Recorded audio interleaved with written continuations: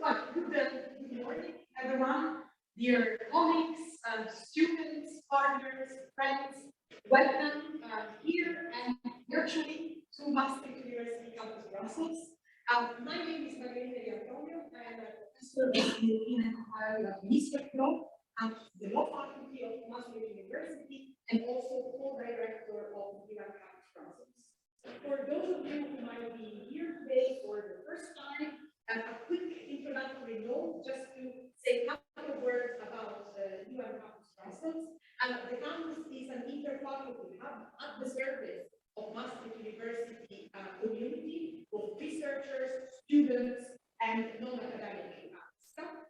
Brussels campus contributes to expanding the educational offer of Maastricht University, strengthen the impact of the research carried out at Maastricht University, and further develops our Maastricht University international network in the framework of our strategy of our ambition of being the European University of the Netherlands. We are really very happy to have today this event, to be hosting this event, which is organized in the framework of the RELAY project.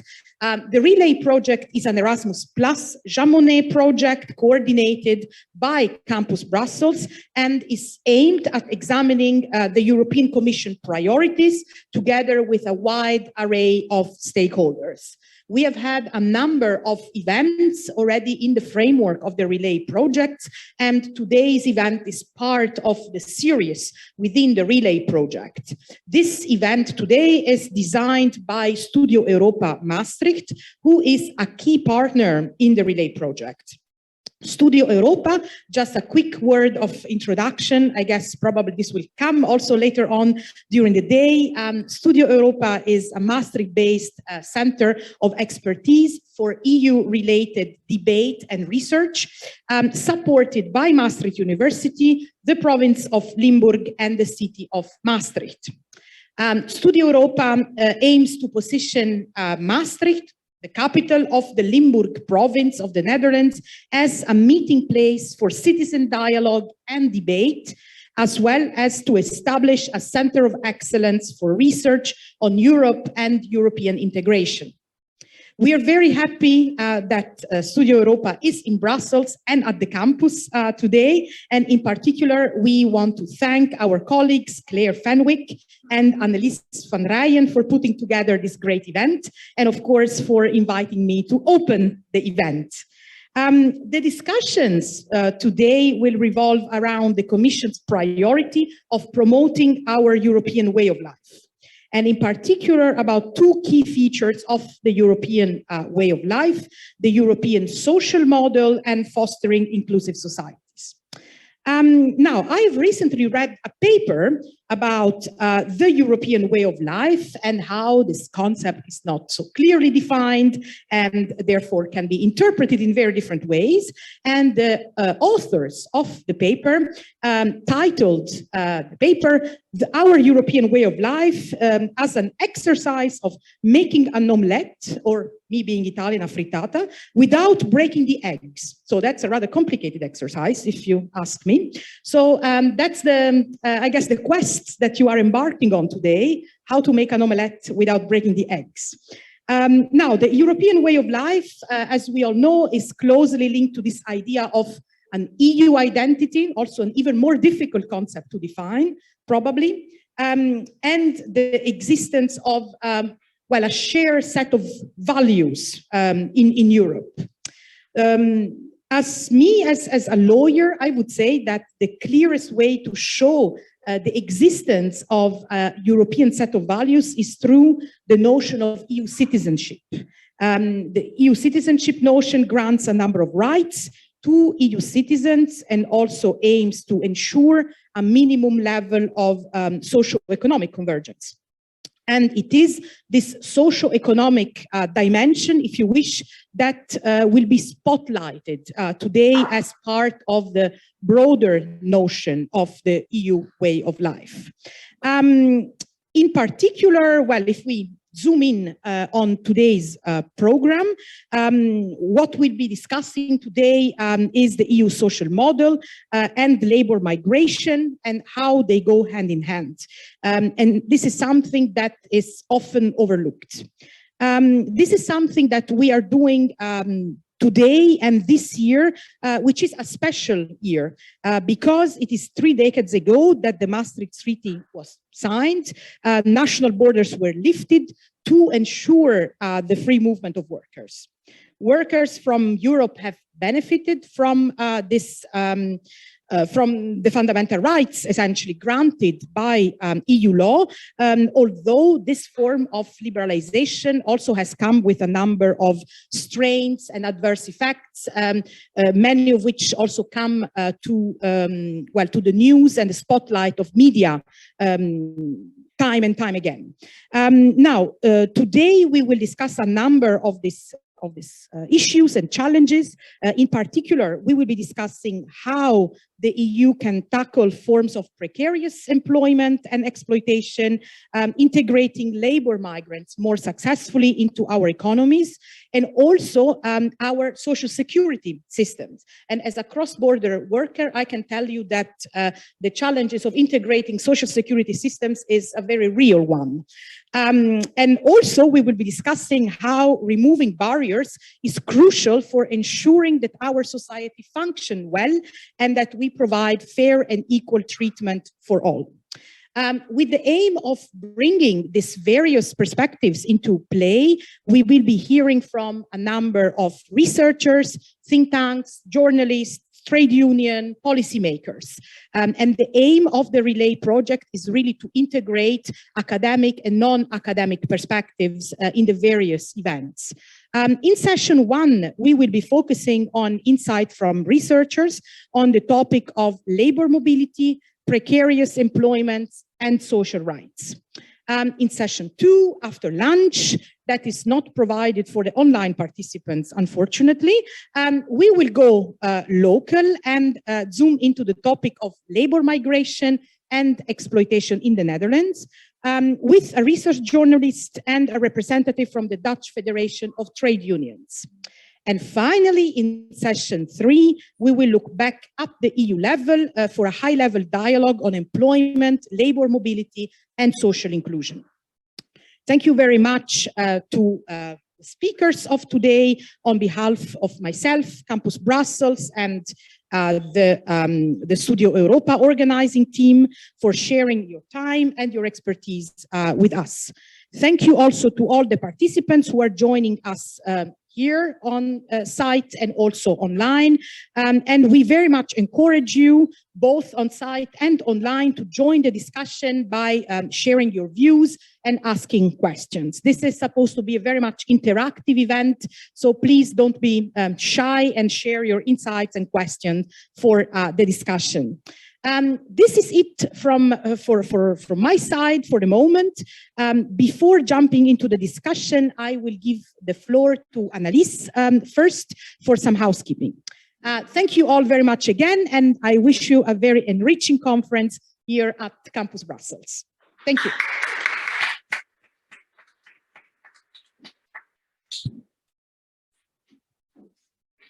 Yes, so welcome everyone, also online. I have a few housekeeping rules for today. So we want to make sessions as interactive as possible. So people following the sessions online can ask questions in the chat. And the moderator during the panel will look at the questions, and at the end of the discussion will ask the person asking the questions to unmute him or herself so that we can have as interactive sessions as possible.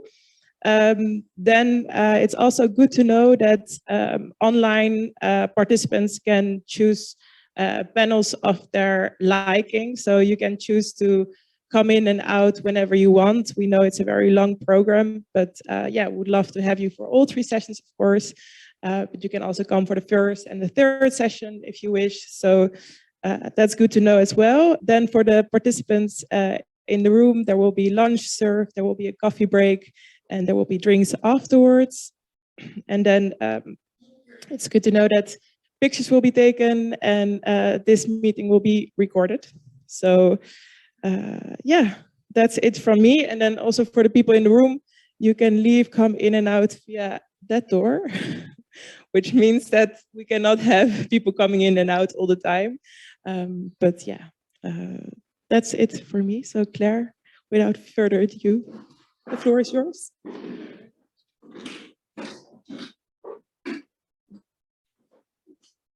Right.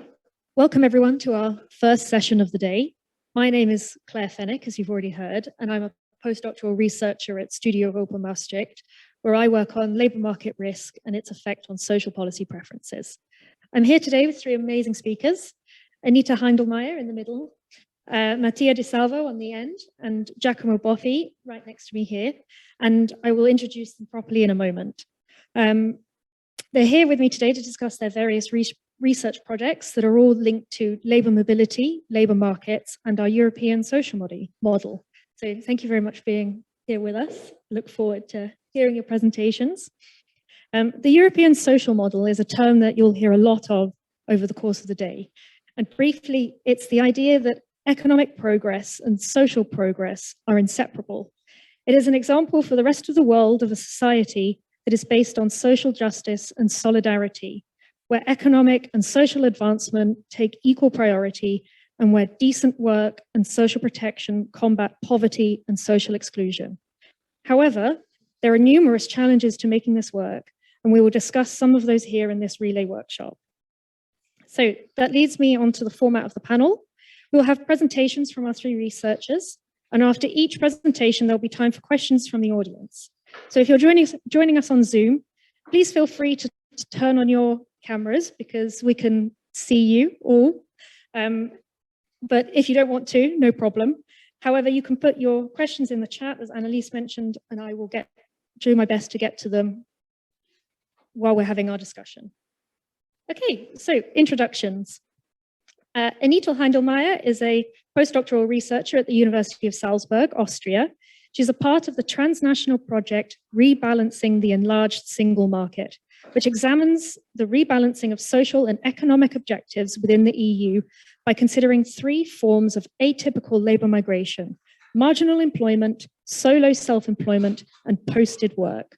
In her PhD dissertation, Anita dealt with the access of non-active EU migrants to social benefits and potential consequences for their residence rights. And before that, she studied political science, French, and international law at the universities of Munich and Montreal.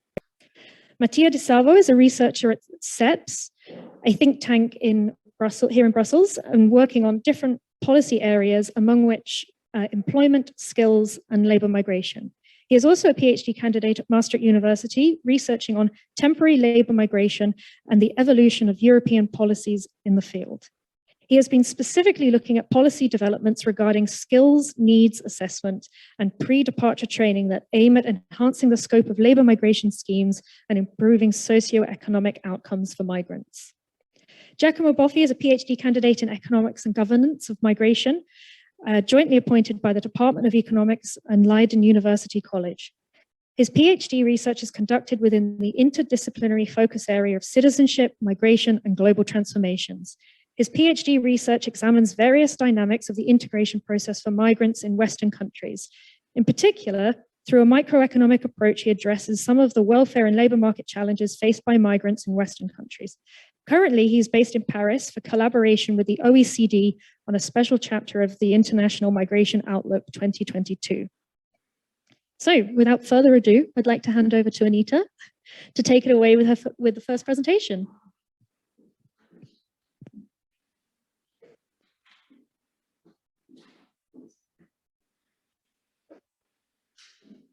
I hope you can hear me. Thanks a lot for the invitation. I'm very happy to be here and to present parts of our research that is basically addressing the topic from a political science perspective. And basically I present some broader findings of our research, which will be backed up from empirics from international road transport and living care.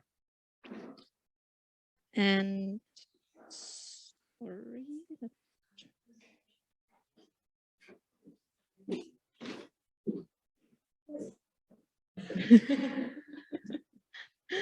Yeah, I can simply move on. So to give you, yeah, basically what is the motivation of our research? So we see that labor migration and labor mobility within the European Union has been increasing. So we see that people make use of the economic freedoms, they make use of the free movement of workers, freedom of establishment, freedom of services, and move to another member state, also the posting of workers, which we see that which is increasing. And the Euro linked to that, they also do have certain labor and social rights. De facto, we see, however, as various research has already demonstrated, that labor and social rights are often violated. And we are basically studying the broader question of why are rights violated, and in particular, what hampers enforcement of those rights. So we basically will deal with this specific stage of the implementation process.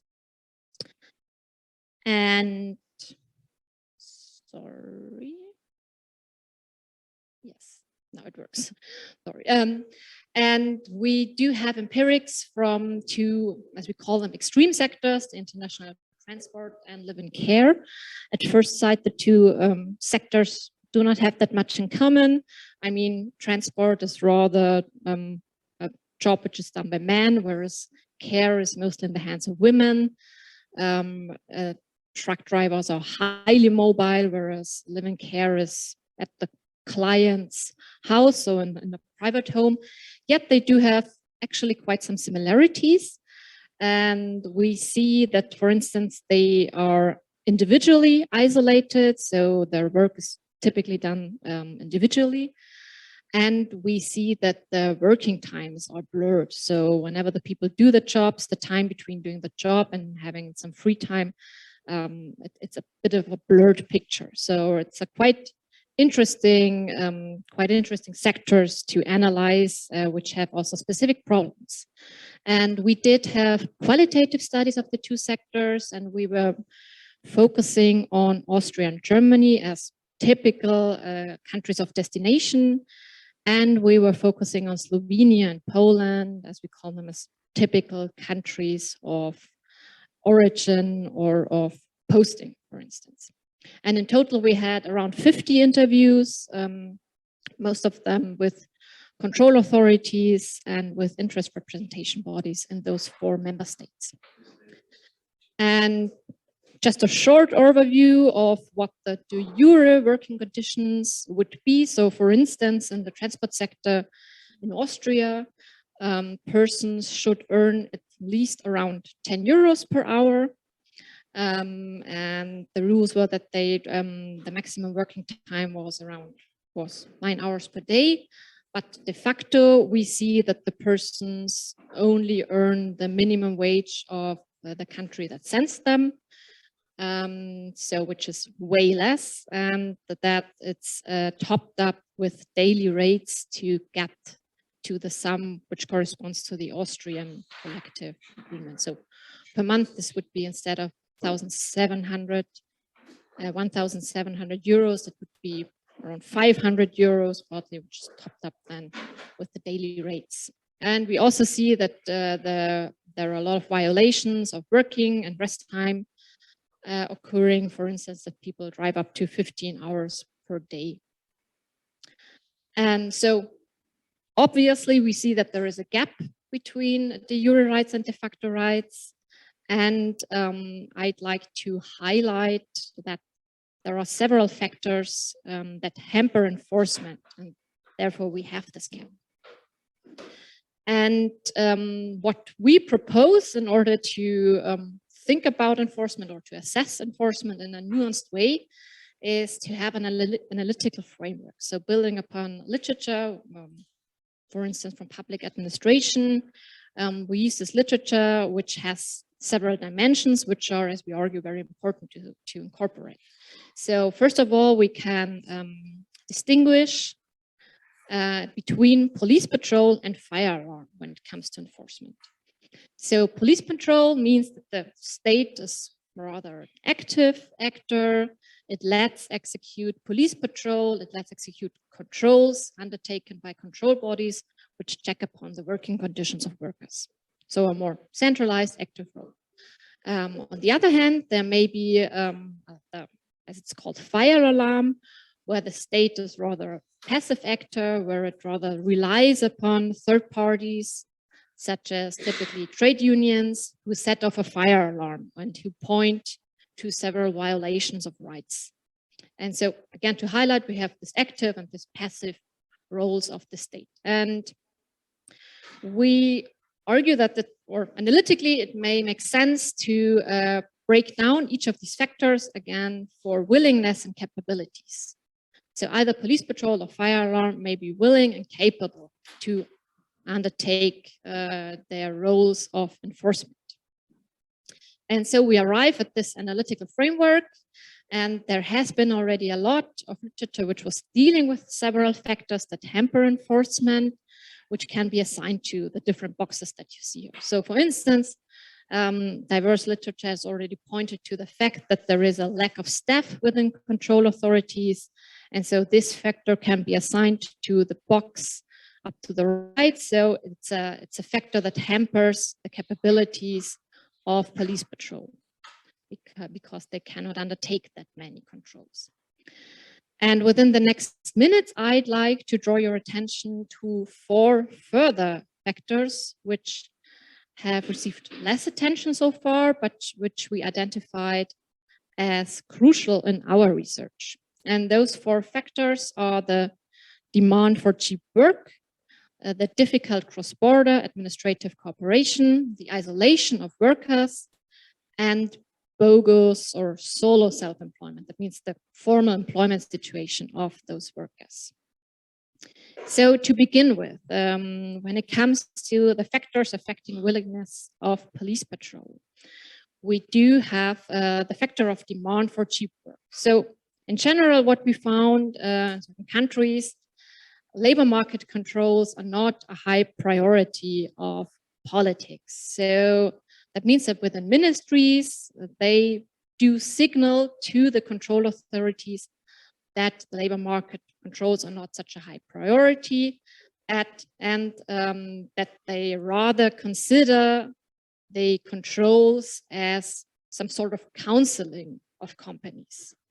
So the police patrol is signaled that they may turn a blind eye also to certain situations, which is, for instance, the case, especially in the live-in care sector, where politics knows about certain situations, but where, of course, controls are also difficult because it's a private house, but there would be also ways to undertake controls, also indirect controls via the brokering agencies, which are typically involved, but such controls rarely take place. So we identified that basically this factor, the demand for cheap work, that parts of society and economy heavily rely upon cheap work of mobile workers, hampers the willingness to even enforce the rights.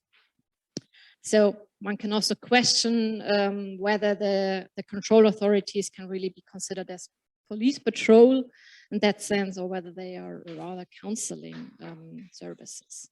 And this factor may spill over to the capacities, to the capabilities of control authorities if they do not get enough staff, which was mentioned a lot of times.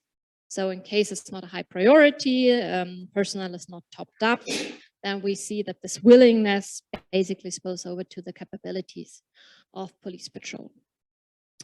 Coming to the second factor, which refers to the cross-border administrative cooperation.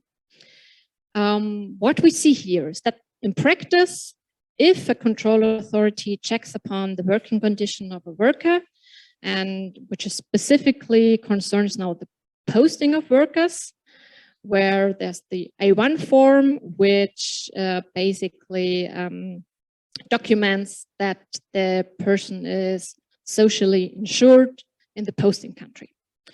So when the control authority checks upon the working conditions of this person and has several doubts, for instance, about the A1 form, then it would basically need information from, not from its counterpart in the other member state, the control authority in country B, but from the social insurance authority in country B. And I mean, there have already been several improvements in the European Union, for instance, the EMI system and the ESI system, which are targeted either for cross-border exchange between control authorities or between social insurance authorities. But diagonal cooperation, so that means cooperation between authorities with different competences. So on the one hand, enforcement, and on the other hand, application. The authority that issues those forms is still difficult. So it's still a cumbersome, it's a lengthy process to get this information. And so this hampers the capabilities of the control authority in country A. And that again will spill over to, as we already to the willingness. So if a control authority sees that basically it's a one-way street or it's a lengthy process, then they may also not be that willing to even undertake controls or to raise doubts and to really ask the other authorities in country B. The third factor, which is the isolation of mobile workers, actually hampers both capabilities of police patrol and of fire alarm. So we see that mobile workers, which move to another member state for some time to work there, are typically isolated. So it has a spatial and a social component in the country of destination. So basically they do not have that broader contact to the societies or to the institutions in which they work. And here live-in care and international transport are extreme sectors because they work individually, they have blurred working hours. So basically these persons are difficult to control at first place because they're difficult to grasp, moving around or being in the private home. And they are also difficult to reach and organize, for instance, for trade unions, because, yeah, as mentioned, they are either hypermobile or being at the private homes. So this affects the capabilities of both the actors involved in enforcement. And the fourth factor, which hampers enforcement, lies in the fact that partly workers may have a formal employment situation which is difficult then in the difficult for representation, which is, for instance, the case in live-in care in Austria, where those persons are formally self-employed. So you do have solo self-employment. And so formally these persons are represented by the Chamber of Commerce in Austria.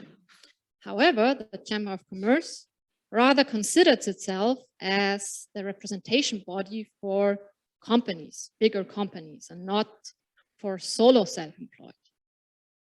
So there is not that willingness, of course, to represent such persons. And also there's this paradox that this institution has to represent both brokering agencies and live-in care workers. So we see that really doesn't go together, and in the end, live-in care workers feel not sufficiently represented by the formal body of representation.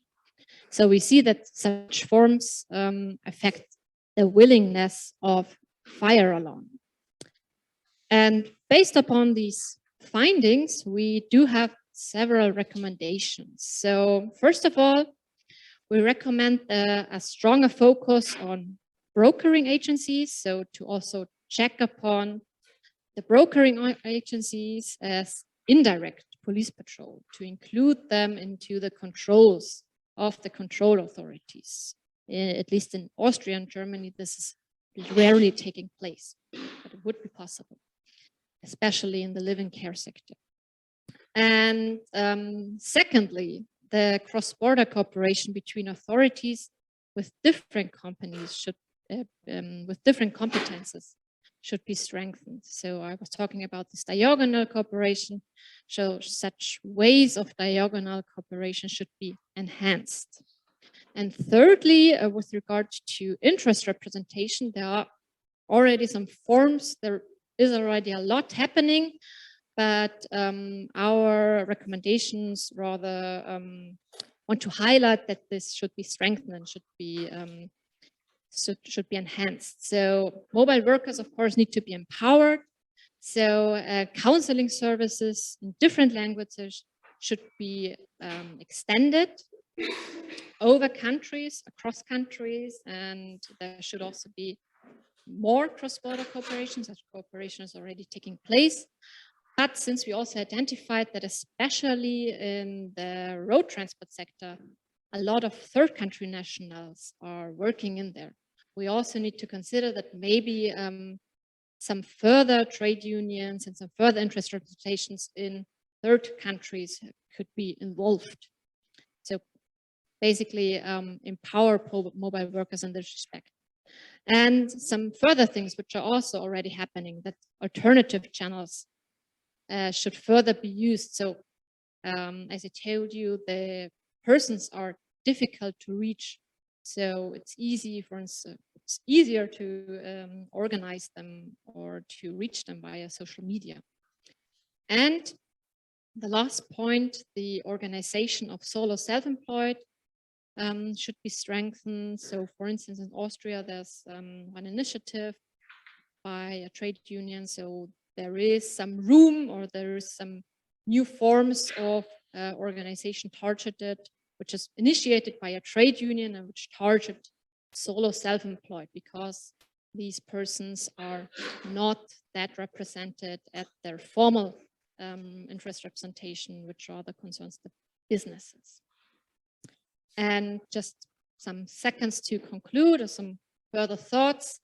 So rules are important, but their implementation is lastly decisive for how persons experience the European Union. And we need to think about the topic in an encompassing way. So we need to include the countries of destination, of origin, and partly of posting, and partially the posting country may be another country than the country of origin. So we need to think about the topic in terms of immigration, but also in terms of emigration. And we also need to be aware of that we do find a certain segmentation of labor markets in the European Union along inter alia, gender, and region of origin. So we need to think about this topic, basically considering all these circumstances. So yeah, thanks for your attention and looking forward to any questions or comments.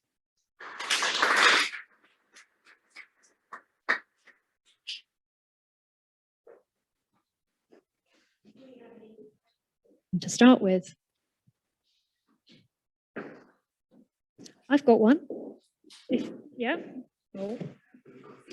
So I was wondering if you could elaborate on the posting of workers and the way that bogus constructions are used in order to provide cheap labor. It'd be really interesting to hear a bit more about that. Yeah. Thanks for your question. So first of all, when it comes to the posting of workers, so the basic concept is that it's under the freedom to provide services. That means that a person which is employed in country A is posted to another country, the state B. And until the revision of the Posted Workers Directive some years ago, there was also the question of like the wage, but so that the social security contributions are still paid in the country of posting. So this person is, let's take the example of a person posted from Austria to Belgium. Then the social security contributions are paid in Austria. Since the Posted Workers Directive, the reform, in any case, the wage that is the Belgian level has to be paid. So that are the de jure rights. So this specific constellation that some rules are tied to the country of destination and some rules are tied to the country of posting.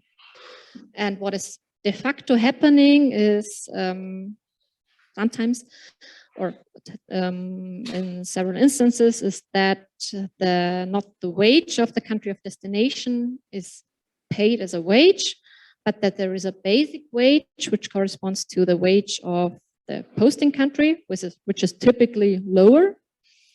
And that's the wage that is finally where the social security contributions are calculated upon. So that means that also the social security contributions are lower. And this has, of course, effects then, especially if the person's, I mean, for the moment, the person earns the same amount then, but once they retire, then they face difficulties, or for example, once they retire because they have less social security contributions. And partly what companies do is that they make a strategic use of this posting of workers. So for instance, persons never really are in the country of posting, but they are basically only in the country of destination. But the system is used in order to have cheaper costs. And then there's also this topic of bogus self-employment, which is used because for self-employed, of course, there are no rules on wage, etc. So that's also a way, I mean, one can talk about, it's often discussed under the topic of regime shopping. So the employment regime or labor regime that is used in order to have cheaper costs, which of course has then consequences for the persons. And for instance, in live-in care, we do find the posting of workers in the German case, but in Austria, since a reform in 2007, it's based upon solo self-employment. And bogus self-employment means that only on paper they are self-employed, but actually or de facto they are employed. Yeah, and I just to follow up, I wondered if you thought that this is kind of all made possible in a way by the way that the EU is set up. Do you think that this possibly also has the effect of undermining the solidarity between citizens across the EU? And in a way, we're shooting ourselves in the foot by allowing this to continue when we want people to support the European project?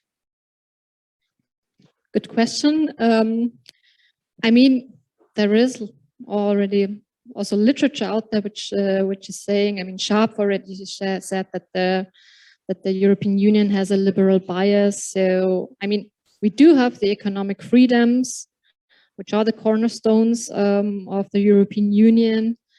And I mean, in capitalist societies or in capitalist systems, of course, it's normal that there's, demand for cheap work. And of course, I mean, I think which is a problem here is that one can search for cheap work also across borders, across countries, so abroad basically, but the sovereignty of states basically ends within the borders, and that's of course one of the challenges within the European Union. So that often we actually also do see some cat and mouse game that governments or the European Union tries to introduce stricter rules, but then of course there are always or often mechanisms that try to circumvent those rules and try to find different loopholes to escape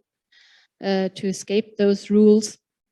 And then again, the circle begins again that one tries to find a different legal situation. But yeah, I mean, I think we do see several conflict lines here, but often they are portrayed as Eastern versus Western member states.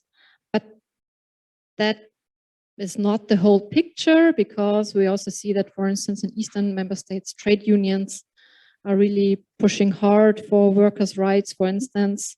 So actually often the interests of labor on the one hand and of capital on the other hand aligned. So the picture is a bit more complex, where we do find different lines of conflict. Do we have any audience questions?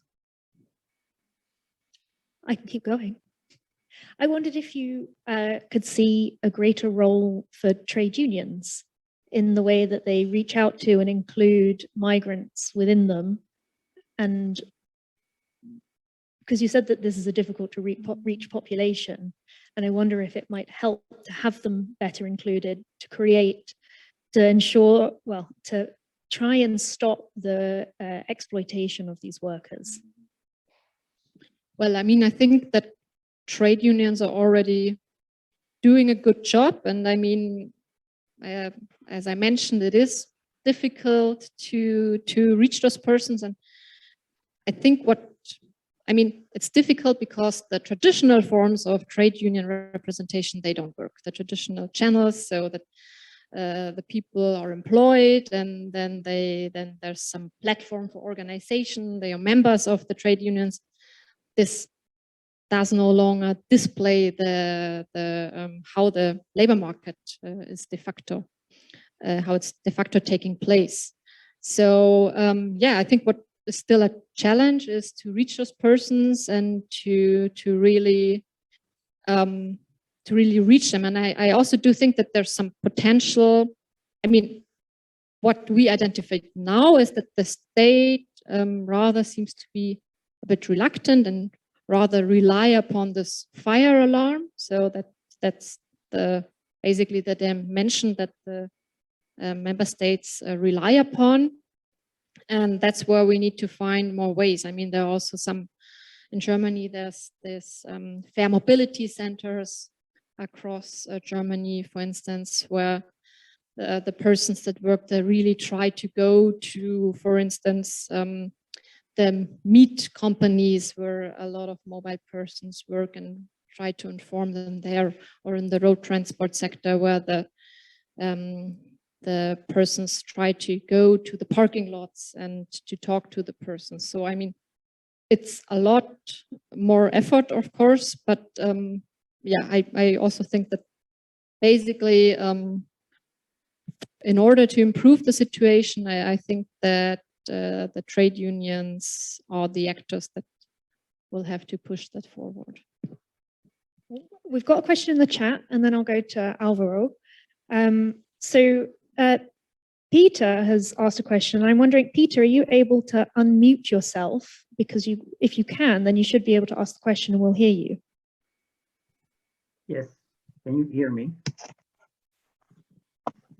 Yes. Yep, and you can introduce yourself if you like.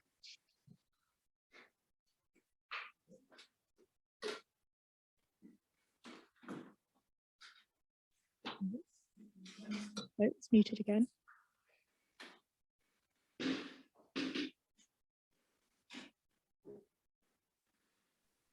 Sorry, apparently I was muted again.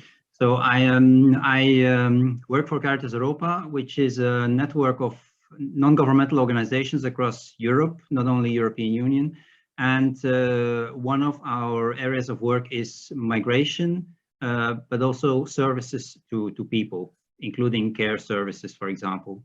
And one of the issues we are struggling with is that, of course, when people want to migrate to find better job opportunities, which is not always the case, as you have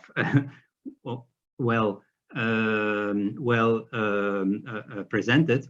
The question is also, what do you have suggestions on how to address the care drain in countries of origin? So the care drain meaning qualified care workers leaving the country to work in other countries under hopefully better working conditions. But what about the need for care workers in the country of origin, both in the EU and non-EU countries of origin? Thank you.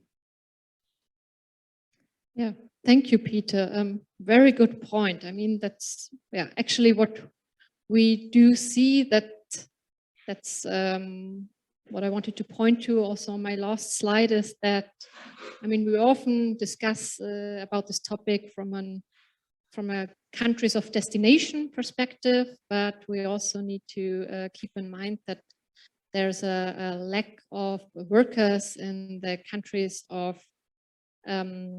origin, of course, and that's actually what we see, for instance, in Slovenia and in Poland. So what is happening there is that they do have a lack of skilled workers, for instance, in construction, transport.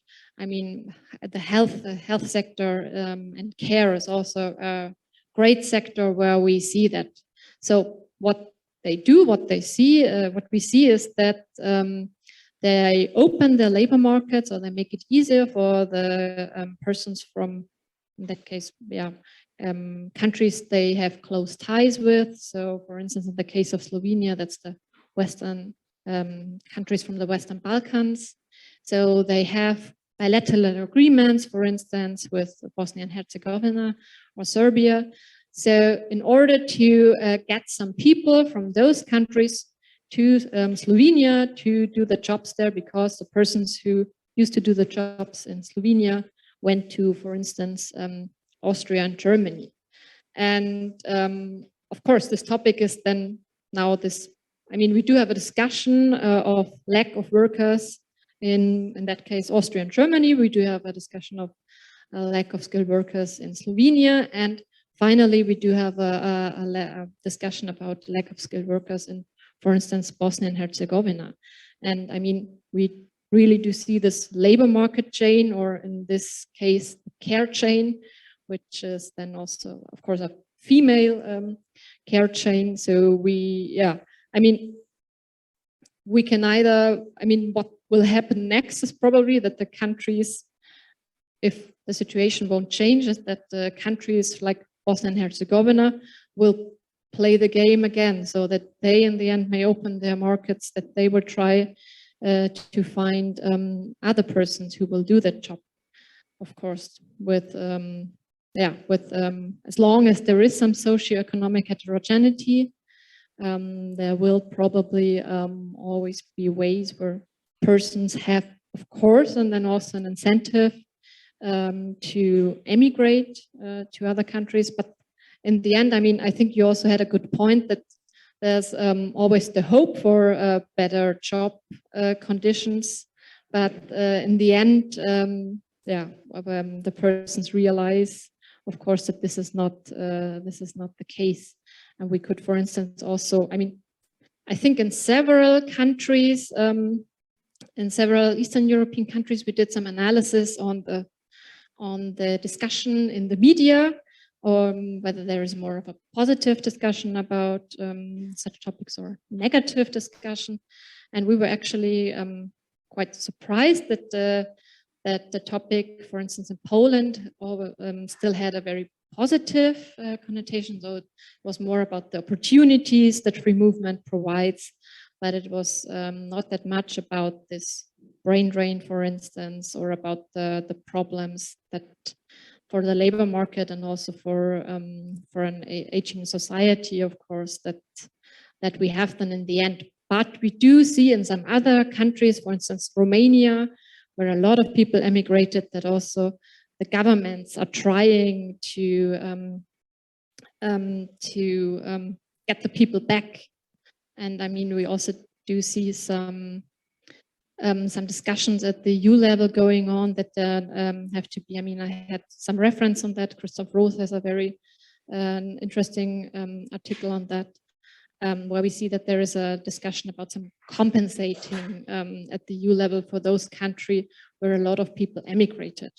So yeah, I mean, we definitely need to think about it in an encompassing way. I hope I answered your question. I mean,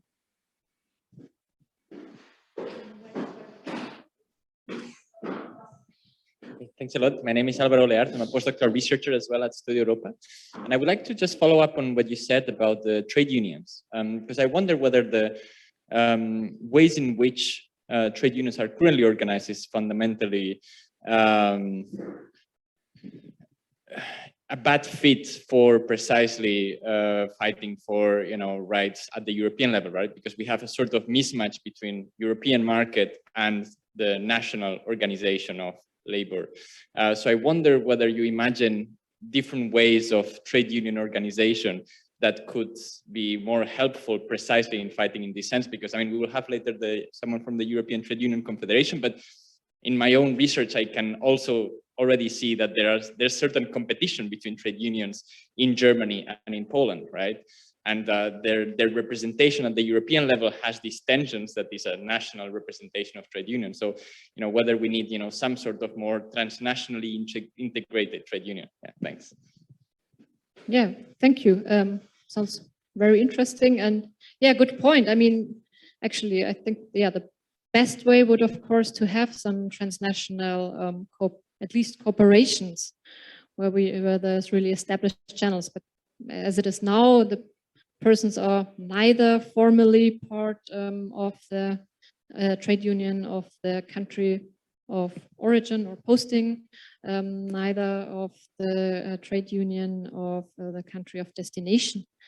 And I mean, what we also, for now, what is already happening, for instance, by some trade unions in the construction sector, that they also offer some more flexible programs of membership, so that persons can be a member for just several months, for instance. So I think we really need to think about new forms. And I mean, I think there are several ways. I think that in a longer perspective, given that we do have this European labor market, so actually the institutions should also display that. So I also would argue in favor of such transnational trade unions.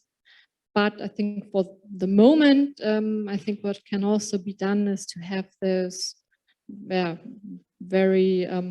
those fair mobility centers that can more easily be reached, and to have like some forms of membership which are a bit more flexible than they used to be. Thanks.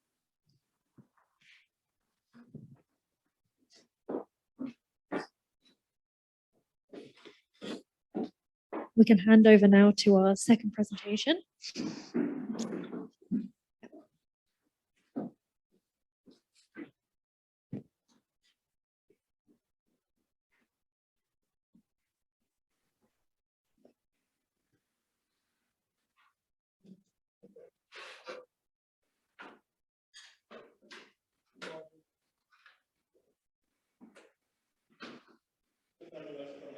And thank you for the invitation. As Claire already mentioned in the introduction, my main research area is on skills needs assessment and pre-departure training. So today I will look more at how ex-ante condition of third country national can actually impact their socioeconomic integration once they are in the EU. So first of all, I would like to touch upon the recent developments in the labor migration debate in the EU. First of all, we know that EU migration policy is one of those shared competencies with member states still retaining the rights of determining the number of work permits available. So in the past, this has hampered the development of a common EU approach to labor migration, and this is often used as a bargaining chip when negotiating with third countries on overall migration policies. So there's been, over the years, a shift from a pure conditionality approach where more offers of work permits should be in balance with cooperation on border controls, returns, and admissions.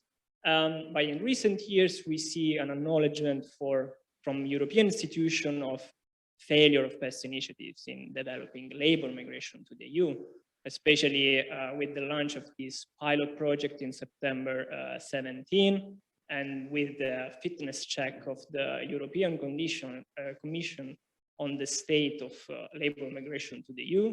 There's been this acknowledgement that a strong focus on irregular migration in the past has hampered the development of labor migration, and mostly that a pure sectoral approach to labor migration has undermined coherence within the EU approach to labor migration. The shift therefore moved from pure sectoral approach to a skill-based approach. And this taken shape recently in the new Pact for Migration and Asylum in 2020 with the concept of talent partnership. So there the aim is indeed to match and develop skills in origin countries that can fit the needs of the European labor market. But coming back to the question raised before by participant online, try to break this chain, a circle of skills needs by developing human capital in country of origin. So how such a focus on skills and training can actually improve socioeconomic outcomes for third country nationals in the EU, while still ensuring that there is not high risk of brain drain in country of origin.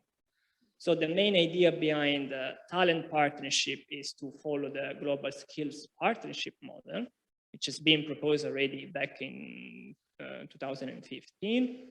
And the main idea there is to focus on shared skills needs between country of origin and country of destination, and then leverage on differences in training cost between destination and origin countries to actually train more people than permits available at destination. So there the idea is to improve labor market outcomes, not only at destination, but at origin, and integration finally at destination.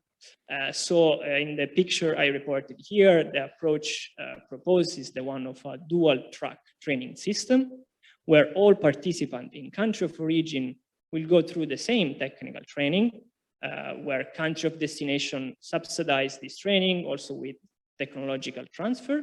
And at the end of the first track, the home track, people will have the option to remain in the country of origin or to migrate. In both cases, their skills will be enhanced. So there will be skilled workers also at origin, and the earning potential clearly will increase. But then third country nationals that have the option to migrate will also go through integration training that of course can be changed depending on the destination countries, as well as the type of occupation that they should cover at destination. So the development of talent partnerships follows the experience from this pilot project launched in September 17, and different other example of skills mobility partnership implemented by country of destination.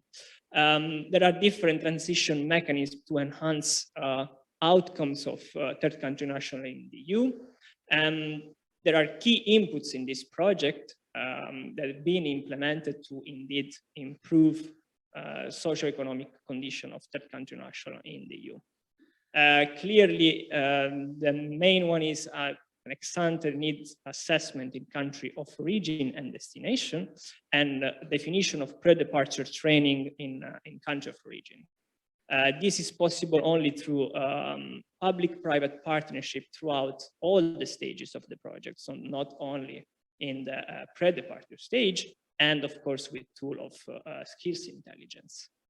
These inputs serves to improve different outputs, both in the short and medium to long term, so clearly trying to address skills gaps and improve matching between origin and destination, but also through technological transfer from country of destination, also improving the training capacity and quality at origin.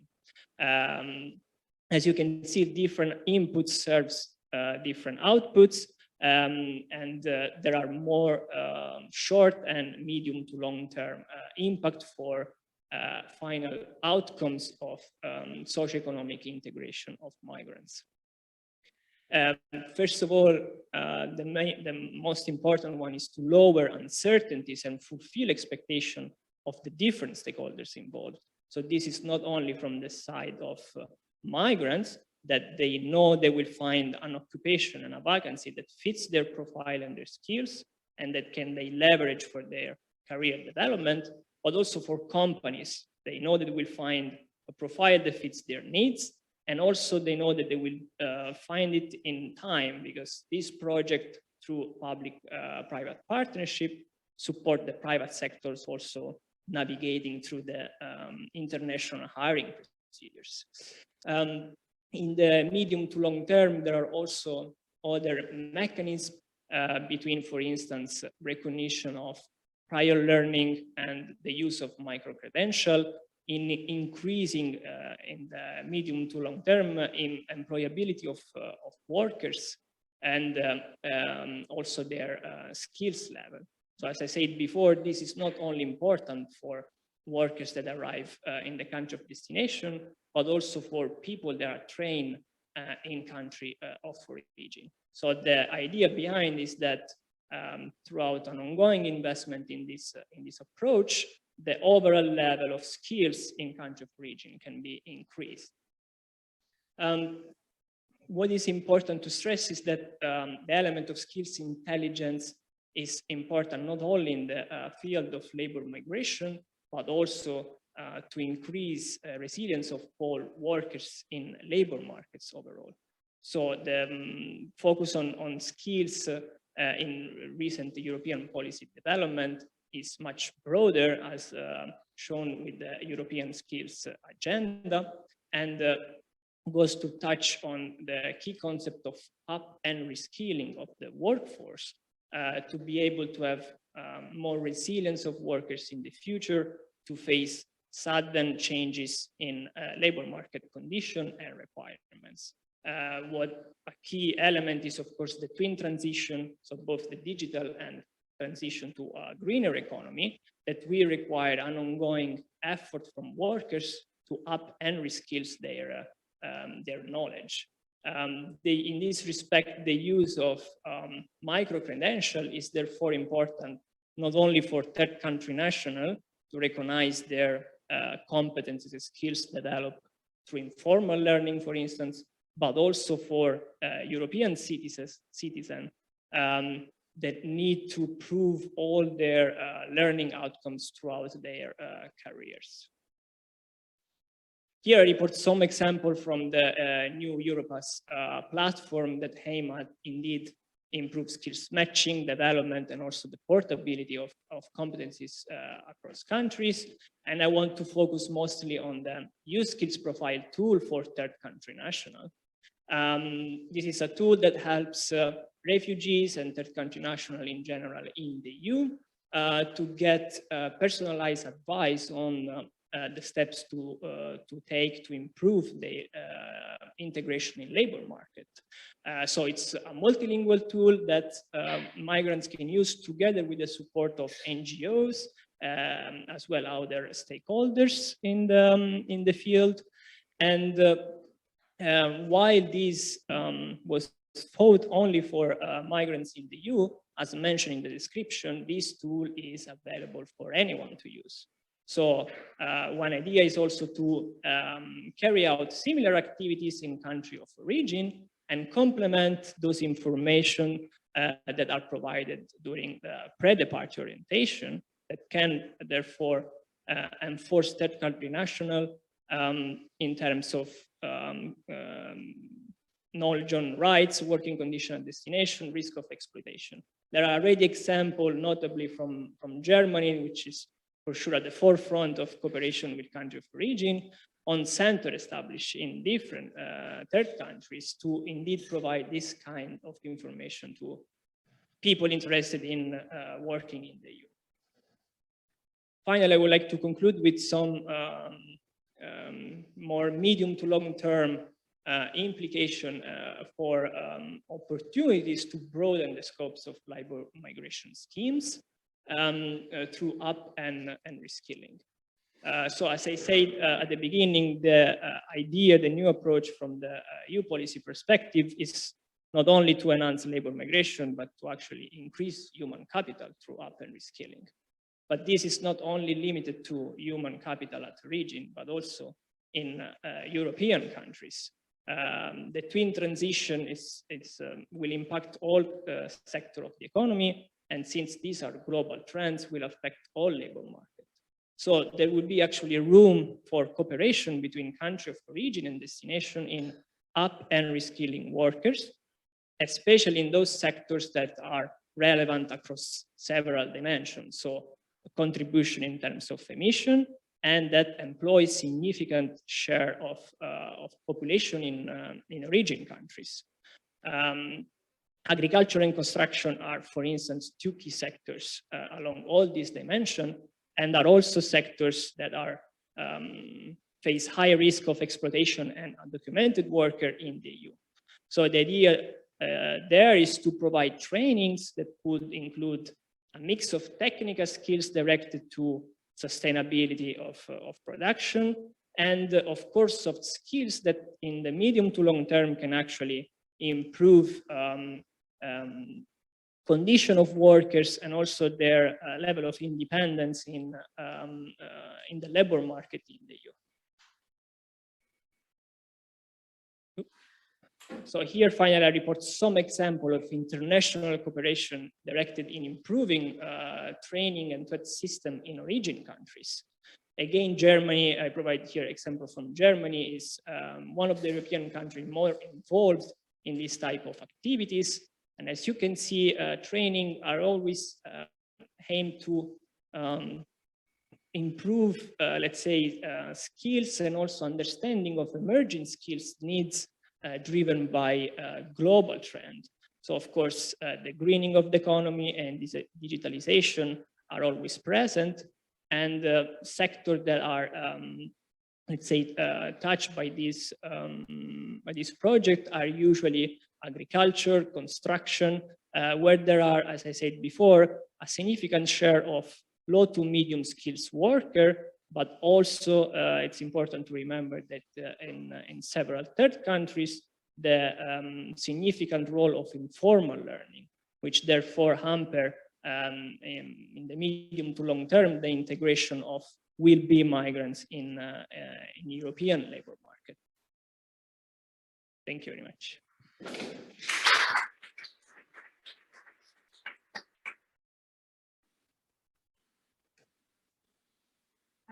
Do you have any questions from the audience? Otherwise, I'll go ahead. I wanted to ask about, you gave us a lot of great examples of what we can be doing to improve upskilling, reskilling, etc. And I wondered if, like, for example, if we were to look at the EU internal market, who becomes responsible for creating and implementing those kind of programs? Do you see it as a national competence, an EU competence? Is it a destination or an origin country situation? What do you envision? I think, as usual, there must be a combination of all that you mentioned. So it's always coordination between different stakeholders at national level, and also at the different level of public-private partnership. So you need cooperation between country of origin and destination, as this is the case with third country.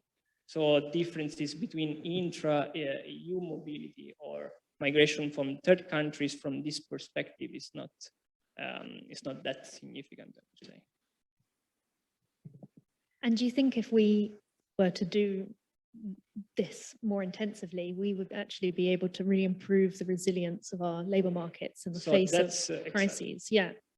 So that's the idea. So as I said, skills intelligence and and reskilling is not only limited, does not only concern migration itself.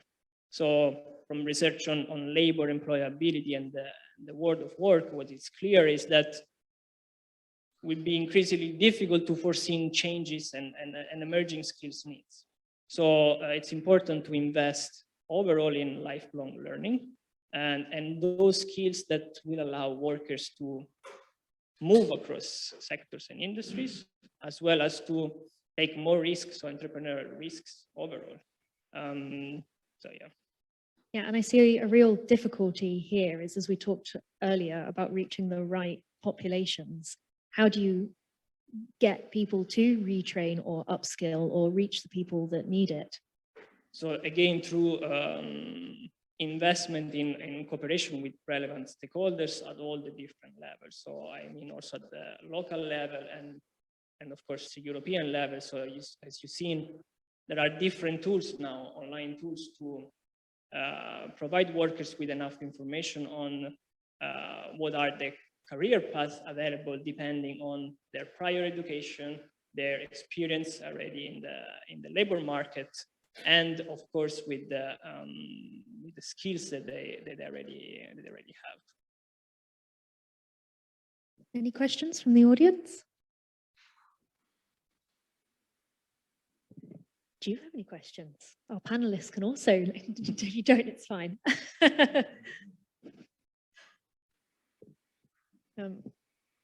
Well, in which case, Giacomo, we can move on to your presentation. Thank you very much, Mattia.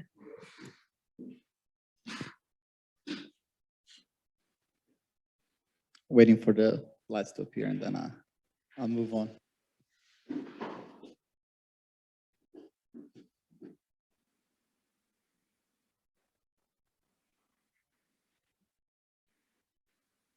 Okay, well, as Claire already introduced me, I'm Giacomo Boffi. I'm a PhD candidate in economics and governance of migrations at Leiden University in the Netherlands. Thank you all for being here. Thank you, Studio Europa, for inviting me, and thank you both of you for the wonderful presentation that came before me. Actually, I'm quite sorry because I already have some of the policy solution and vision by me spoiled by the people before me, but it's kind of nice to see some points of contact as well. Let's look on the bright side. And actually, I'm quite happy to be the last one, not because I will receive less questions, but because I feel like my presentation is particularly relevant for the second session that we'll be having after lunch, given that the paper I'll be presenting is on the specific labor market situation in the Netherlands. And in particular, will be on the integration of first-generation migrants within the Dutch labor market. This is the, okay. Where do I need to point it?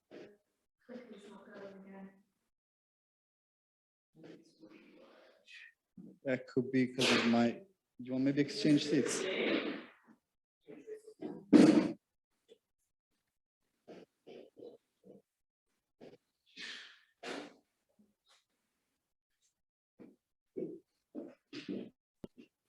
Water break.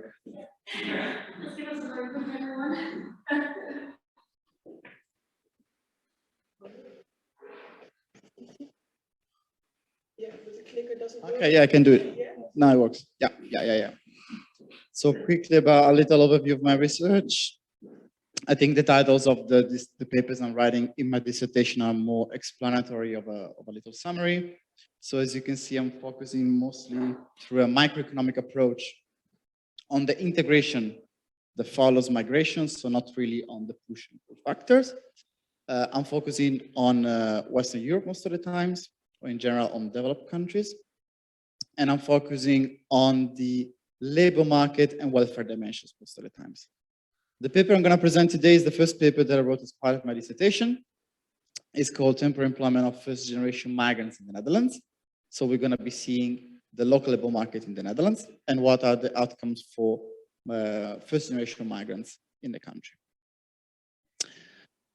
How did this work on temporary employment in the Netherlands started? Well, my interest was sparked by two contemporaneous phenomena in the Netherlands, growing at the same time in the last decade.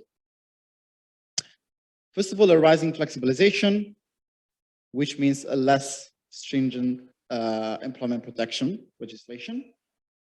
Flexibilization has been on the rise for the past 20 years. Globalization, one of the leading causes. We could have a long discussion on that. What I want to focus on is that the Netherlands has been the country experiencing the fastest growth in flexibilization in the last 10 years, which does not mean that it's the most flexible country in Europe, okay? This is a clear difference. However, it's the country with the fastest growth. And as this was happening, and we can see in the graph that to a growing percentage of flexible contracts corresponds also a decreasing percentage of permanent contracts in the same period. There was also a rising participation of foreign-born workforce to the Dutch labor market. And that comes my interest. Given these two phenomena happening at the same time, is there any link between the rising participation of foreign nationals in the local Dutch labor market and a rising flexibilization? Are the two phenomena linked? let's have a couple of facts on the Dutch labor market and the migration population in the country before moving to the analysis. Right now in the Netherlands, first generation migrants, so people who are born abroad by at least one parent born abroad. This is the first generation migrant. That then moved to the Netherlands, make up 12.5% of the Dutch population. 44% of them are from EU countries, and 46% are from extra-EU. Mostly because the Netherlands has quite a long migration history for European standards. It started around the 70s, 60s with the migrants from Turkey, Northern Africa coming to the booming real estate sector in the Netherlands. And more recently, there's a higher increase in EU mobility. Still, the majority is from extra-EU countries.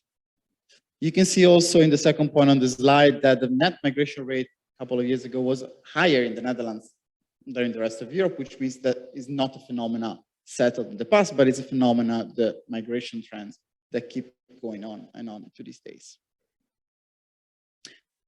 So if we define who a migrant is, let's define who is a temporary worker.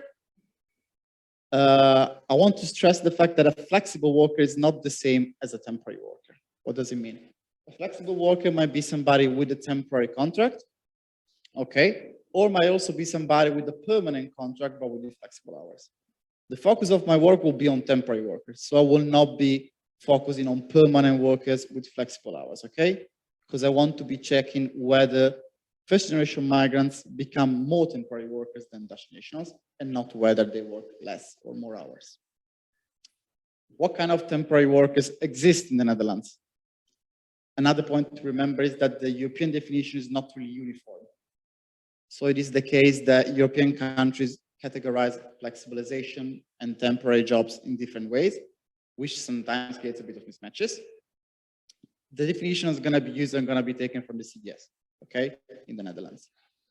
Temporary workers are workers with normal fixed-term contracts, one at a time. So you have a temporary contract for 6 months, and that's it.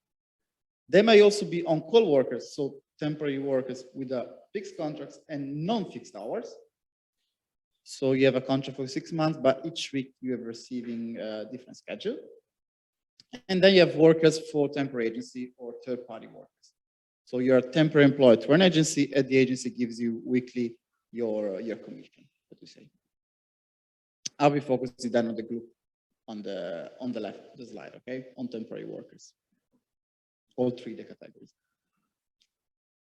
A little definition on the migration background for residents in the Netherlands. As I said before, people born with at least one parent outside of the Netherlands, with at least one parent born outside of the Netherlands are first generation migrants. Instead, if you're born within the Netherlands, but your parents migrated to the Netherlands, you will be considered a second generation migrant, okay?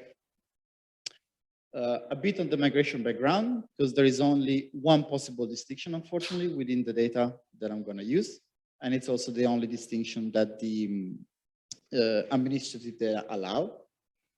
So people from Europe, North America, Oceania, Japan, and Indonesia, Indonesia being a former Dutch colony, are defined as Western, so with a Western migration background, while instead people from Asia, Latin America, and Africa are defined as non-Western. This will be the line that I will draw in my analysis between the two migration backgrounds. Okay, that was something unexpected. I probably turned it off. Let me see. That's fine. Yeah. That's where all the temporary workers end up. Yeah.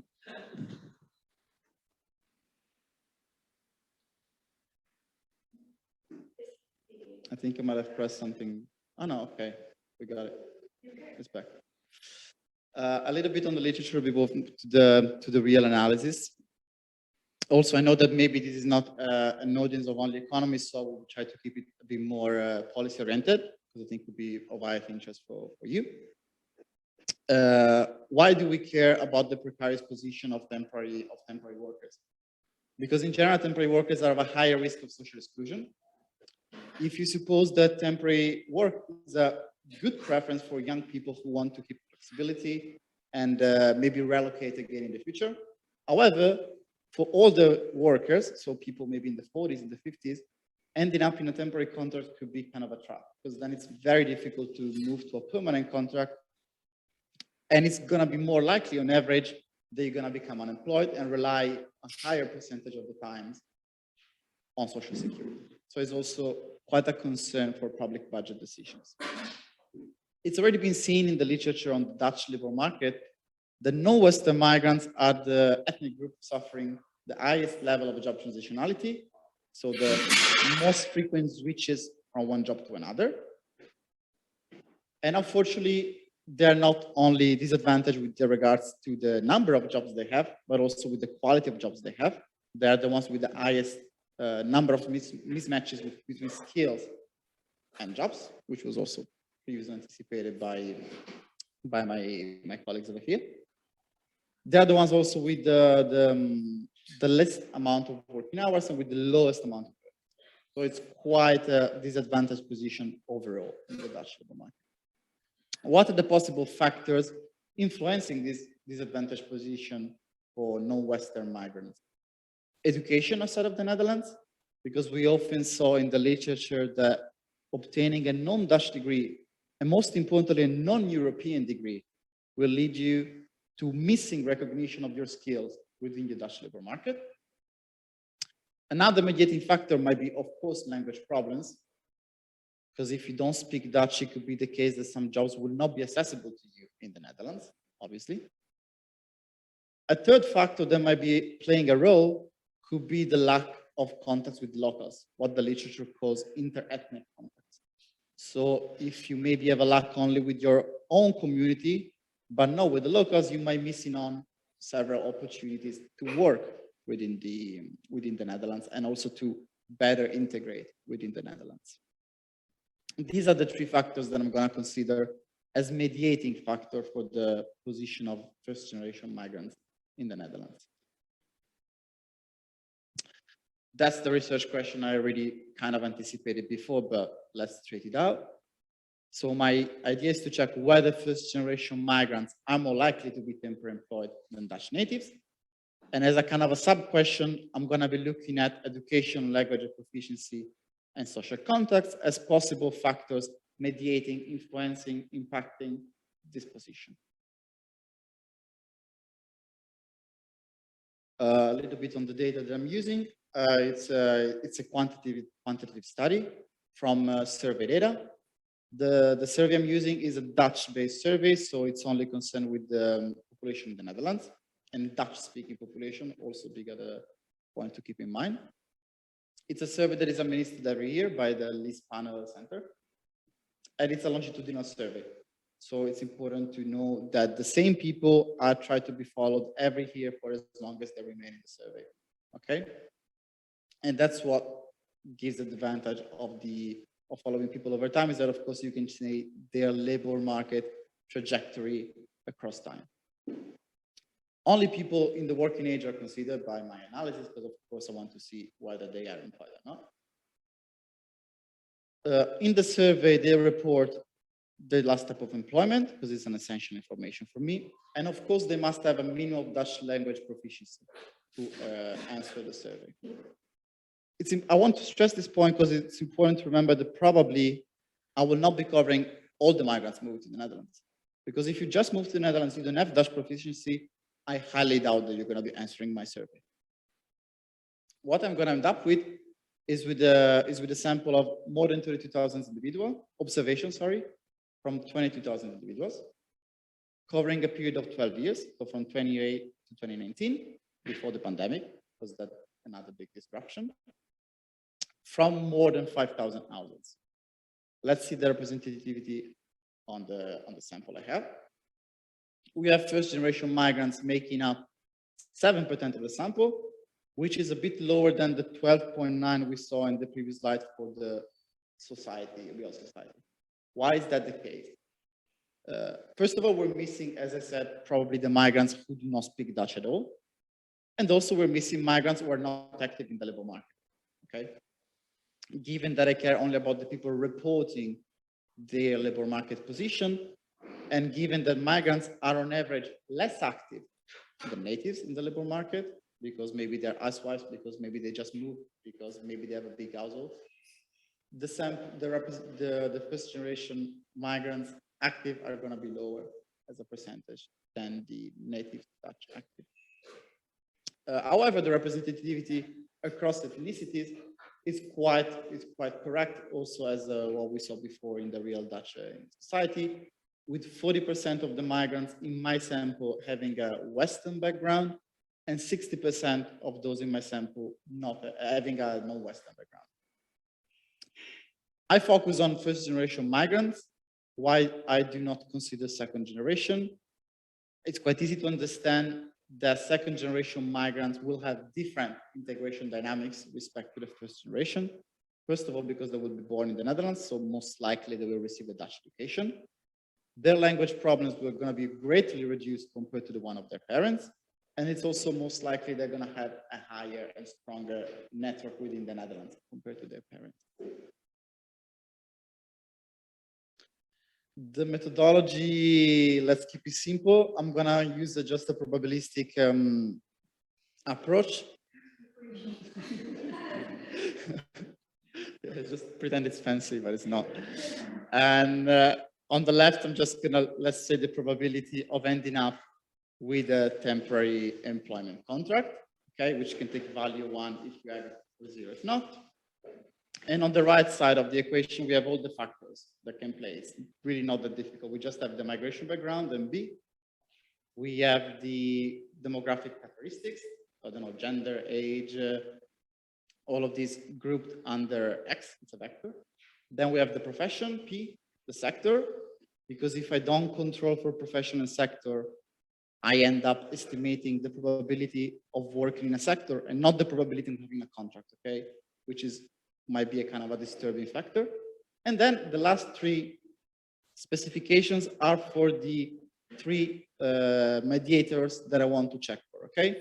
So E stands for the level of education, LP for whether you have language problems or not, and SC for the social contacts that you have.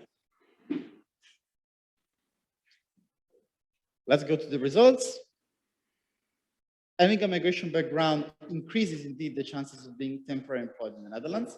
The result is entirely driven by non-Western migrants, because for them it's more than 10 percentage points likely to have a temporary contract compared to Dutch natives. What about the 3 factors possibly influencing this probability, mediating? Education, interestingly, is not significant, and it's also in accordance with the literature. So with migrants from both Western and Western Europe who have higher education or who don't have higher education don't show different probabilities of temporary employment. This is quite an interesting result. And also migrants who have more stringent and less stringent social contacts within the country. The only factor really coming out as deeply influencing the probability of being employed is the language capabilities of the migrants. So whether do they speak proficiently Dutch or not. Namely, migrants who do not speak Dutch are more than 17 percentage points more likely, almost 20, to be temporarily employed than natives. And that's quite a big factor. A bit of the robustness check without going into the econometrics behind it. Why language could be a tricky explanation? Because often in the literature it's been seen that language is kind of an endogenous factor, okay? So it is not exactly language determining, but there are some other factors behind it working toward the labor market position of the migrants, which mediate through language. Some of these can be omitted variables. For example, the motivation of a migrant to work or not.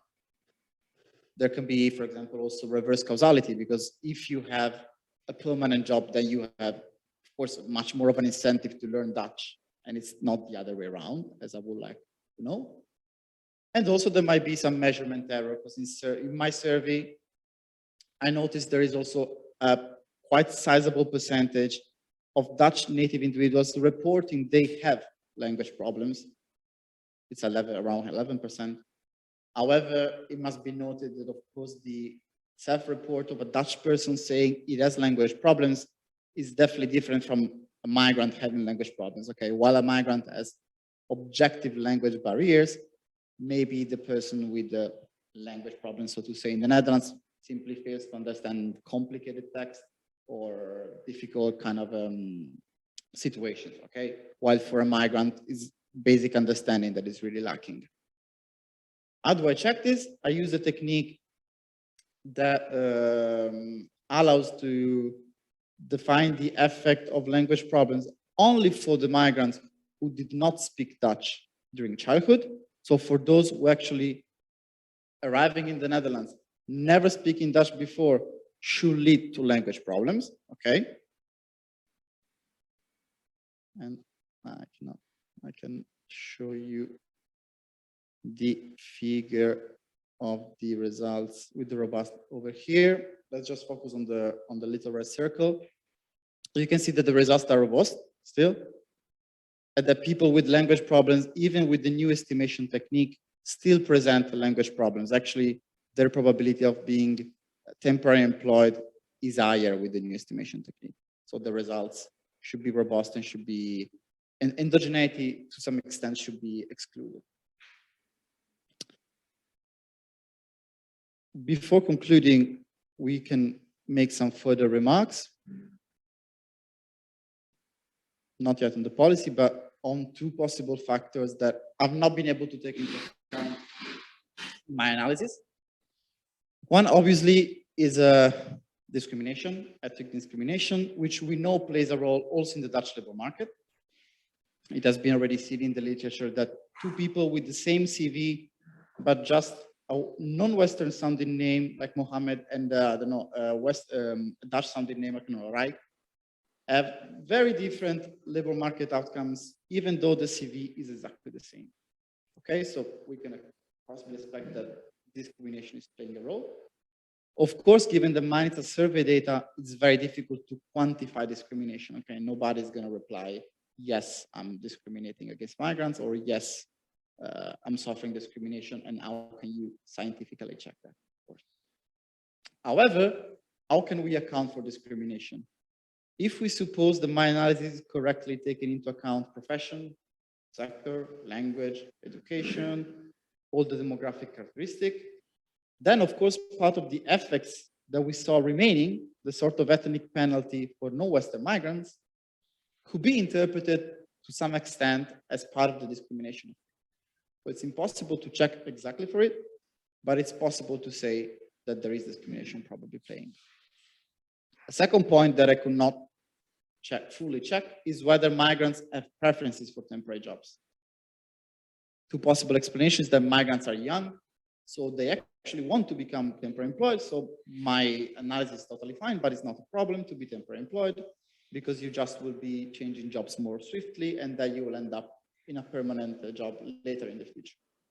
A second thing will be that maybe migrants just want to keep moving. They're coming to the Netherlands for, I don't know, a couple of years.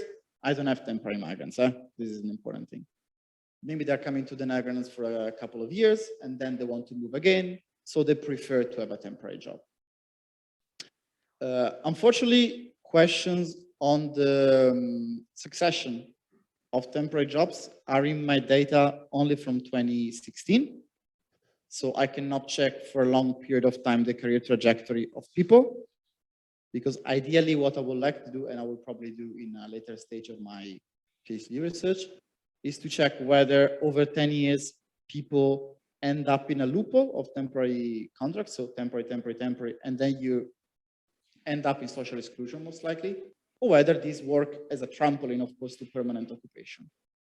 However, I can already have some indications of this.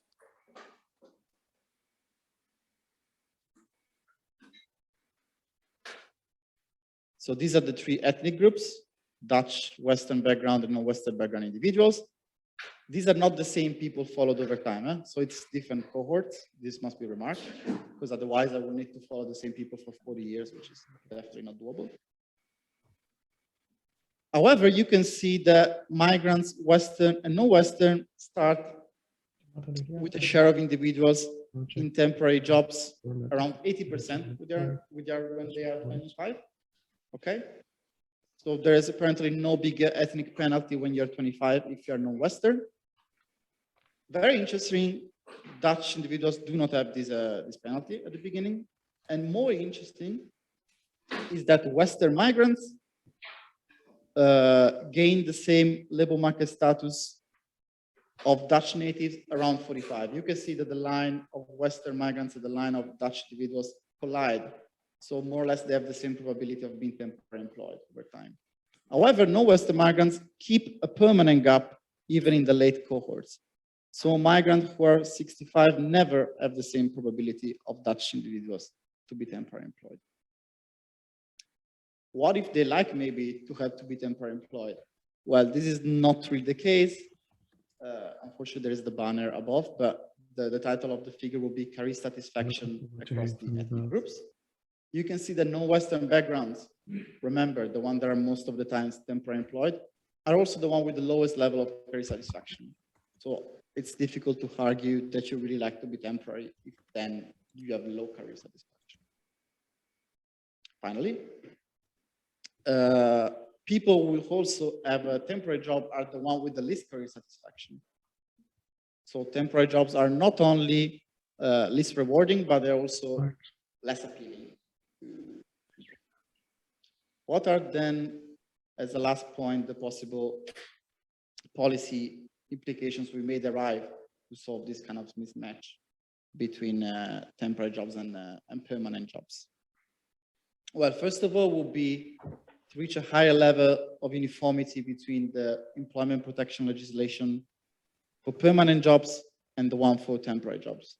This does not mean to just make all the jobs very, very secure that you're not going to drop out anyways, because then the employment rate is going to skyrocket.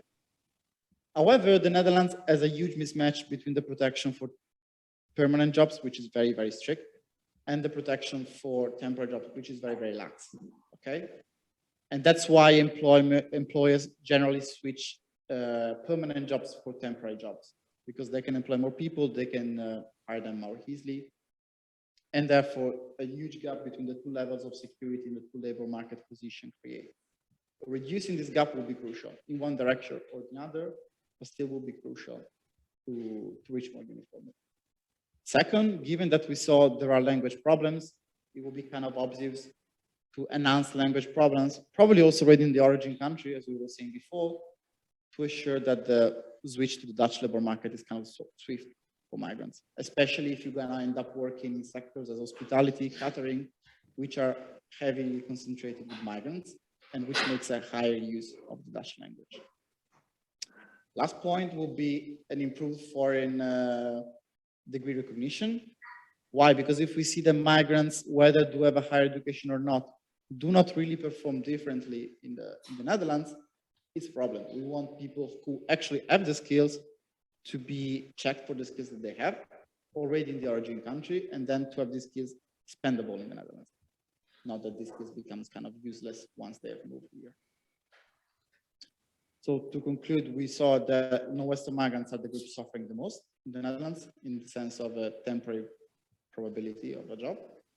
And the language problems are the factor mediating, influencing the most this position. Thank you very much. If you have any questions.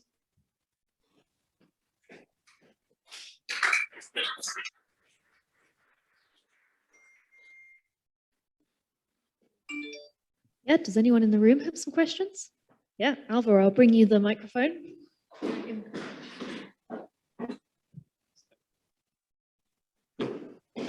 Yeah, thanks a lot for the presentation, Giacomo. I was just wondering, like a sort of meta question. So when I just arrived to the Netherlands, I was teaching a course, and there was a student that submitted this paper using the categories of Western and non-Western migrant background. And I discussed it with a colleague, and my colleague told, no, these are actual categories that the Dutch authorities use in order to categorize people. I was just wondering to what extent you're comfortable using these categories as well for your own research, and whether it does not actually also reproduce certain imaginaries, because in some ways it also hides the wide diversity that includes these terms. So yeah, thanks. And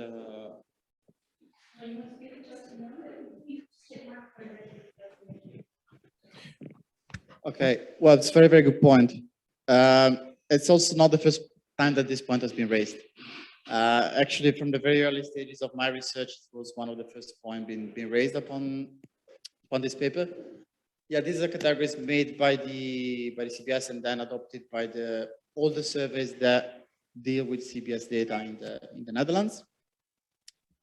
It does create a bit of a problem, especially because it kind of pulls together very different migration stories, not only in terms of origin countries, which is already a big deal, but also more reasons for migrating. So students, refugees, family reunification, you name it. Okay.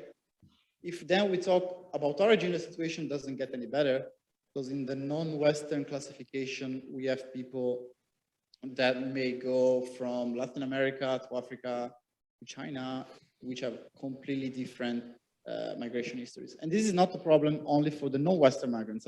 It's a problem also for the Western migrant, because in the Western, we have people, for example, from Bulgaria or from Poland, which have work profiles and migration history very different from people who are migrating from the US, for example. Unfortunately, with the data available, it's not really possible to go deeper. So what I can do is to check for ethnic penalties to the largest extent, is to check for the time of permanence in the country, for the language spoken, to the level of education. But yeah, it would be, as you say, it's kind of hot matter. It would be better, honestly, to be able also to differentiate a bit deeper between the ethnic profiles. Yeah. Okay, well, thank you for your presentation. Really interesting. My name is Imke van Gardingen, and I work for FNV as a policy advisor on labor migration. And I also started the research on third country national posting just recently. My question was, in your research, you will have to rely on statistics and official data. But in terms of labor migration, we know that a lot of people don't register or they are not notified. So my first question would be, how do you include that in your research? And I have a second question, and that would be, you refer to some numbers on the probability that you would have a temporary contract. And do you also make a distinction between the sectors? Because that could really be different in several sectors. Yeah, two very good points. Thank you. To the first question, unfortunately, the answer is very simple. I do not include irregular migrants. Given that they are irregular, they do not take part in the survey. Because to taking part in the survey, you have to have a permanent address registered in the Netherlands with your social security number associated with it. So if you're irregular, or if you're a temporary migrant, regular, but coming maybe for a couple of months, only working in the agricultural sector, for example, you'll be not taking part in my survey. So that's also something that we need to take in mind. This is also relative to the second question, so to the sector of employment. I decided not to estimate the probability by sector, because just for analysis reason, interacting each variable with the probability with each sector would kind of take the analysis to too many levels of specification, which complicate the thing quite far. However, I control for the type of sector. So my idea is to check the pure probability of having a temporary contract, controlling for the profession and for the sector of employment. I didn't show you the descriptive statistics, but they picture exactly what you were saying. So in my descriptive statistics, we have indeed a higher concentration of Western and non-Western migrants in the hospitality sector, in agricultural sector, in catering. Thank you for your presentation. And this is indeed a possible factor influencing it. However, given that I try to control for it, it should be rather fine to have a pure probability of temporary employment. Any more questions also online? The additional factor that could matter. What about gender? Yeah, gender is included in the demographic characteristics. So I control for gender, the age square, which is the position over time, let's say. I control for the civil status. I control for the number of people within the household. I control for the living conditions, so whether you're living in a city or in a rural area. And gender does play a role, but it plays a higher role for the number of hours in the Netherlands. So there is a lot of women working part-time in the Netherlands, but contract-wise, it doesn't play such a huge role. So it's more of a determining factor for how much you're going to work rather than which contract are you going to get.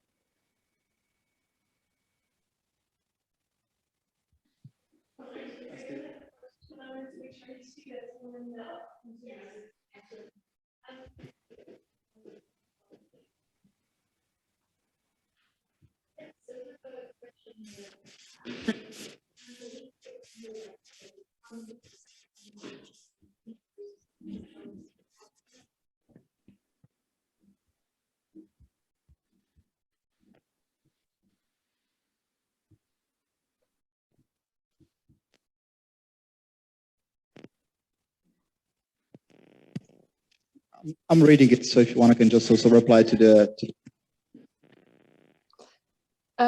Shall I read it? Can I ask a question? Yes. Well, thank you for this very interesting morning. I'm a professor in work and health. I'm working also with disabled workers and their part and how they can find a paid work. I think your presentation and your study fully underlines the issue of more uniformity between temporary jobs and permanent jobs. And I think the improvement, and also the other presentations this morning, I think the improvements should come from this alignment rather than from improving the language issue perspective.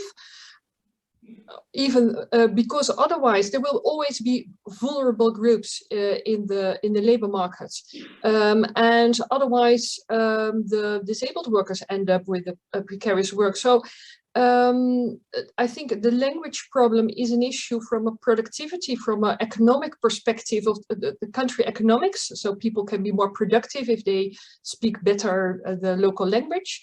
But from a social pillar perspective and worker rights perspective, and also from a societal participation perspective, well, this study proves the differentiation between temporary and permanent jobs.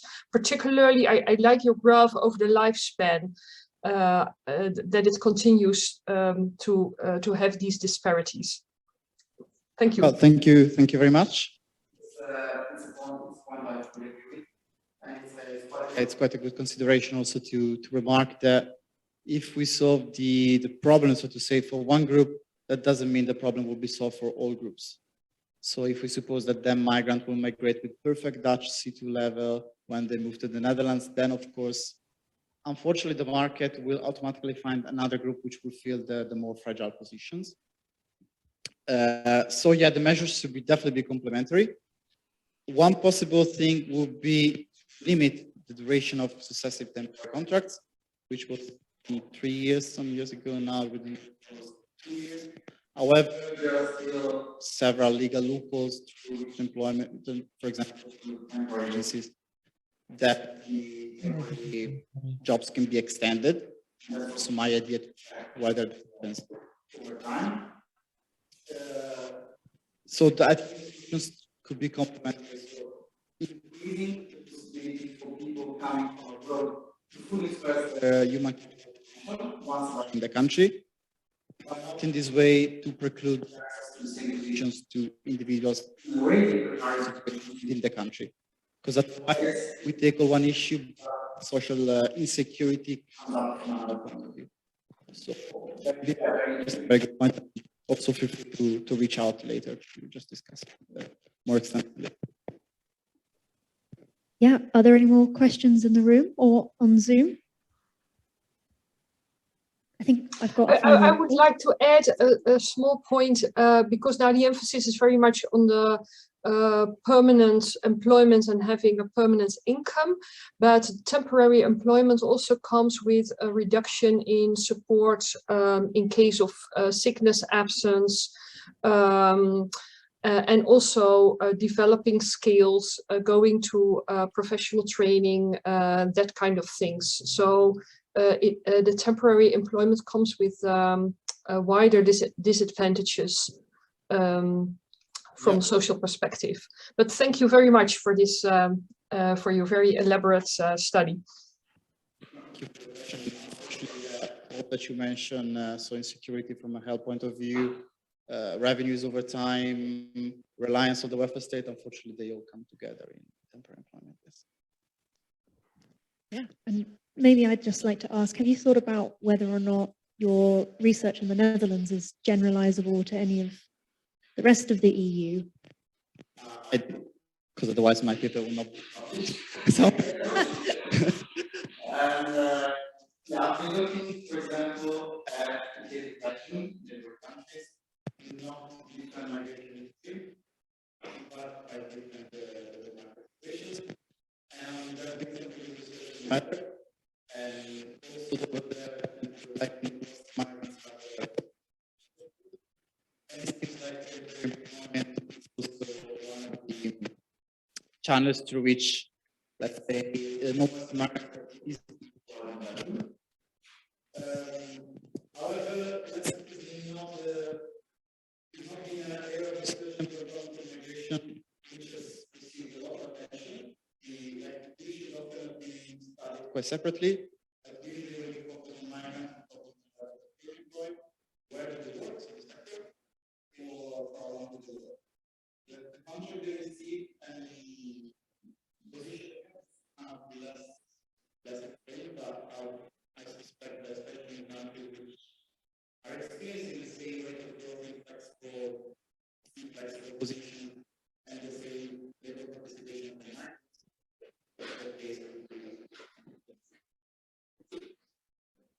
Any last questions? In which case, I think we can break now. So that means the people in the room get to have lunch. And I hope that the people on Zoom also have their own lunch and that they will then come back and join us for our second session. But yeah, Annelies, do you want to say something? Yeah, I would, as I stressed this morning, people can come back for the second session, for the third session, for the second session. We've been talking a lot about labor migration. In the second session, we have Sylvana van den Braak, a research journalist in the Netherlands, and Edwin Atema, working for the trade union FNV, that will really represent also the experiences of labor migrants, so that we don't only talk about them, but also voice their concerns during this event. So I really invite you to come back for the second session at 1:30. Thanks.